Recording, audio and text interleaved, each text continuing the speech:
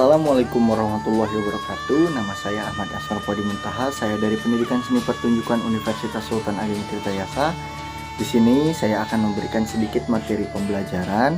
Sebelum masuk ke materi, alangkah baiknya kita membaca doa menurut kepercayaan masing-masing. Berdoa dimulai. Selesai. Kali ini kita akan masuk ke materi menganalisis musik tradisional berdasarkan jenis dan fungsinya. Nah, tidak usah berlama-lama lagi ya, kita langsung aja cek bagaimana musik tradisional berdasarkan jenis dan fungsinya. Oke, untuk pembelajaran hari ini kita akan membahas tentang mengenal apa itu musik tradisional. Langsung aja kita masuk ke pengertian musik tradisional. Musik tradisional adalah musik yang hidup di masyarakat secara turun-temurun, dipertahankan sebagai sarana hiburan. Tiga hal yang saling mempengaruhi diantaranya seniman, musik itu sendiri, dan masyarakat penikmatnya. Jadi musik tradisional ini kesenian yang memang bisa dikatakan sifatnya dari mulut ke mulut gitu, turun-temurun, dipertahankan sebagai sarana hiburan maupun ritual. Nah, lebih tepatnya seperti itu. Tiga hal yang mempengaruhi di sini ada seniman, musik itu sendiri, dan masyarakat. Yang dimaksud di sini tuh adanya timbal balik dari seniman, musik itu sendiri, dan masyarakat untuk bisa terus melestarikan alat musik tradisional. Lalu masuk kepada jenis-jenis alat musik tradisional, ada dua hal yang perlu diperhatikan. Jenis alat musik tradisional berdasarkan sumber bunyinya serta perbedaan berdasarkan cara memainkannya.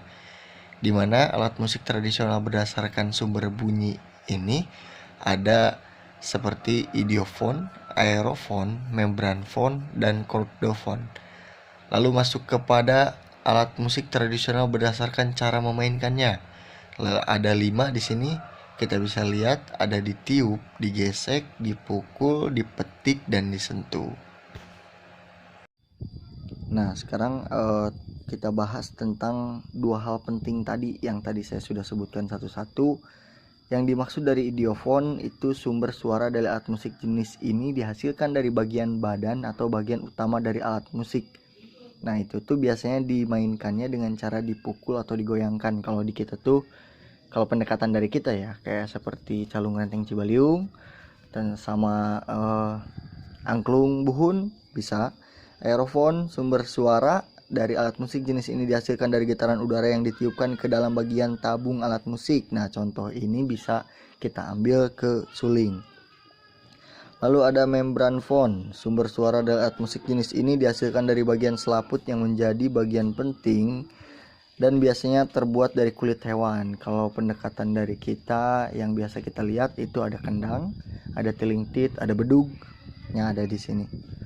Nah, lalu ada kordofon, sumber suara dari alat musik jenis ini dihasilkan dari tali senar atau dawai yang membentang pada bagian badan alat. Umumnya jenis ini dimainkan dengan cara dipetik. Kalau ini lebih ke kayak kecapi, sasando, atau sape, nah seperti itu. Nah, masuk kepada apa yang dimaksud alat musik tradisional berdasarkan cara memainkannya. Nah, itu ada yang tadi saya sebutkan itu ada 5 ya, ditiup, digesek, dipukul, dipetik, dan disentuh. Tetapi memang yang disentuh itu jarang ada di musik tradisional Indonesia ya, karena memang rata-rata di Indonesia itu hanya dominan itu hanya 4, ditiup, digesek, dipukul, dan dipetik, dipukul atau ditepuk ya, dipukul atau ditepuk. Disentuh pun ada, tapi alat musik yang disentuh itu kayak contohnya kalau kita tahu karinding itu permainannya disentuh sebenarnya, seperti itu kurang lebih. Jadi kita lanjut aja ke materi selanjutnya. Kita masuk ke contoh jenis musik tradisional. Itu ada, ini dari Jawa Barat ya, ini ada kendang, kecapi, suling, dan angklung, dimana ini ada yang ditepuk, dipetik, ditiup, dan digoyangkan atau digetarkan seperti itu. Lalu ada contoh lagi, ini adalah instrumen calung renteng Cibaliung asli lokal kita dari Banten yang sudah hampir punah ya, tapi masih ada seniman, salah satunya itu Abah Kalimi yang masih bertahan sampai sekarang. Kita lihat contohnya.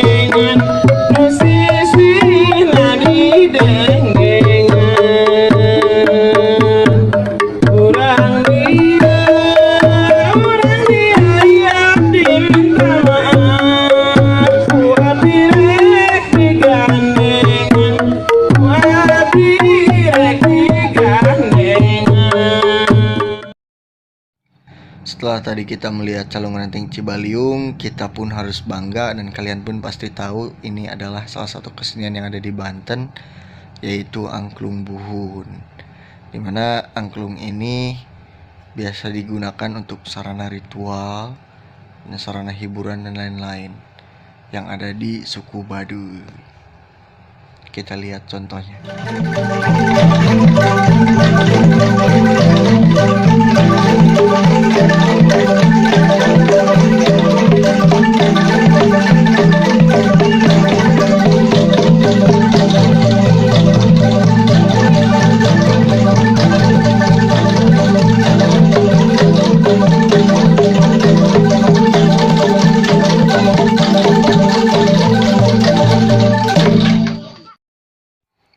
Lalu ini ada alat musik lain dari provinsi lain atau dari daerah lain.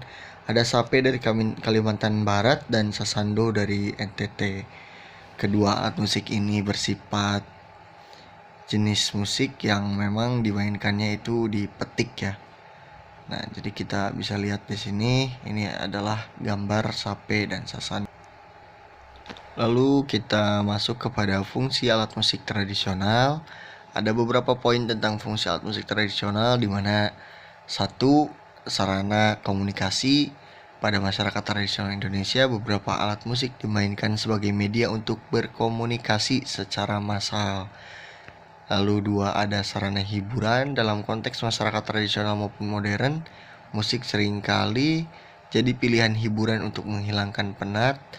Lalu ada sarana berekspresi. Jadi fungsi ini terutama dilakukan oleh para seniman untuk mengaktualisasikan diri dan gagasan mereka lewat permainan alat musik yang mereka mainkan. Jadi ada beberapa fungsi alat musik tradisional di mana ini sarana komunikasi bisa menjadi media untuk komunikasi, lalu bisa menjadi sarana hiburan kita juga. Kita juga pasti kalau melihat pertunjukan seni tradisional pasti terhibur ya. Dan di sini ada sarana berekspresi, jadi menuangkan ide gagasan mereka kepada dalam satu karya seperti itu. Lalu masuk lagi ada sarana pengiring pertunjukan. Ini adalah fungsi paling umum dalam alat musik tradisional, umumnya tari-tari tradisional atau seni pertunjukan peran atau lakon yang ada di Indonesia. Pasti memiliki pengiring musik yang tentunya menggunakan instrumen alat musik tradisional. Lalu ada sarana upacara adat dan budaya. Dalam konteks budaya masyarakat tertentu, bunyi-bunyian yang dihasilkan dari alat musik diyakini mampu memberikan energi khusus yang sifatnya imaterial dan mistis. Lalu yang terakhir ada sarana ekonomi. Alat musik juga memberikan dampak yang signifikan bagi beberapa kelompok masyarakat dalam hal pendapatan ekonomi. Jadi lanjutan dari yang tadi, fungsi dari alat musik tradisional itu bisa menjadi sarana pengiring pertunjukan yang kita ketahui, lalu bisa menjadi sarana upacara adat dan budaya. Seperti kalau kita lihat di Baduy itu ada nganyaran, ritual-ritual tanam padi dan lain-lain seperti itu. Lalu bisa menjadi sarana ekonomi di mana alat musik tradisional ini bisa menghasilkan dan menghidupi para seniman atau pelaku-pelaku seni yang masih melestarikan kebudayaan lokal kita. Seperti itu kurang lebih. Kita tutup saja.